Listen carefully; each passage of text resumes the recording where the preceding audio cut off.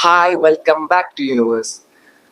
നിങ്ങൾക്കറിയാം YouTube Indian എക്കോണമിയെ എത്രത്തോളം എൻഹാൻസ് ചെയ്യുന്നുണ്ടെന്ന്.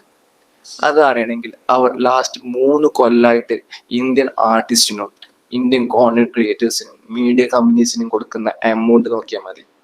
യെസ്, എത്രയെന്ന് അറിയണ്ടേ? 21,000 കോടി രൂപയാണ് അവർ ഈ 3 കൊല്ലമായിട്ട് യൂട്യൂബ് കോണ്ടന്റ് ക്രിയേറ്റേഴ്സിന് നൽകിയിട്ടുള്ളത്.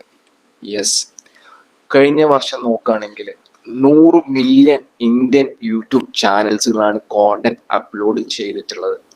അതിൽ തന്നെ 15,000 ചാനലുകൾക്ക് 1 മില്യൺ സബ്സ്ക്രൈബേഴ്സ് ഉണ്ട്. Yes, it's big amount. അതേപോലെ ഇന്ത്യയിൽ പ്രൊഡ്യൂസ് ചെയ്യുന്ന കോണ്ടന്റുകൾക്ക് പുറത്ത് വളരെ വലിയ സ്വീകാര്യതയാണുള്ളത്. കഴിഞ്ഞ വർഷത്തെ കണക്ക് നോക്കുകയാണെങ്കിൽ 45 ബില്യൺ വാച്ച് ഹവേഴ്സ് ആണ് ഇന്ത്യൻ കോണ്ടന്റുകൾക്ക് പുറത്തുള്ള രാജ്യങ്ങളിൽ കിട്ടിയിട്ടുള്ളത്, വ്യൂവേഴ്സ് കണ്ടിട്ടുള്ളത്.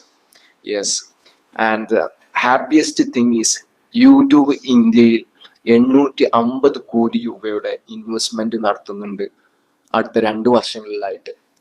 മെയിനായിട്ട് യൂട്യൂബ് ഇൻഫ്രാസ്ട്രക്ചർ ബിൽഡ് ചെയ്യാൻ വേണ്ടിയിട്ടും അതേപോലെ കോണ്ടന്റ് ക്രിയേറ്റേഴ്സിന് ട്രെയിനിങ് നൽകാൻ വേണ്ടിയിട്ടുമാണ് അവർ ഇൻവെസ്റ്റ്മെന്റ് ചെയ്യാൻ പോകുന്നത്.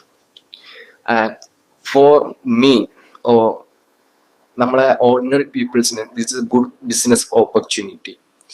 And if you are trying to build a business in a low cost, I think you can prefer content creation in YouTube, and it can make a big impact, and the risk is very low.